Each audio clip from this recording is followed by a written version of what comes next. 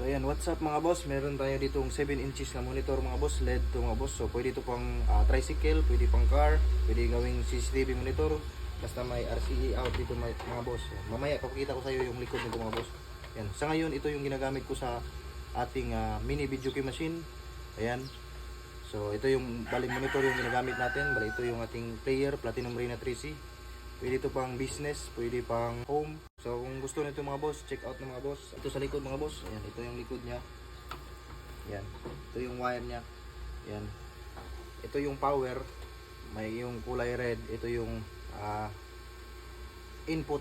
Dalawang input, B1 and B2. Yan. Input to mga boss. Pwede dito, pwede dito. Meron siyang selector dito mga boss. Oh, sa B1, B2. Pag sinelect nyo yan, ayan. Walang input kasi walang ano dito. Pag ginalaw mo to, ayan. So, meron siya kasi dito yung input 1. Merong iba na walang ganito power. Ayan. Simple lang naman mga boss. Red at black yung power ng mga boss. Yan. Bali dito gumamit ako ng adapter na 12 volts. Yan dito siya nakasaksak mga boss. Ayan o. Parang ganito mga boss. Tatanggalin ko mga boss. Ito siya mga boss. Ayan mga boss. So isaksak ko siya mga boss.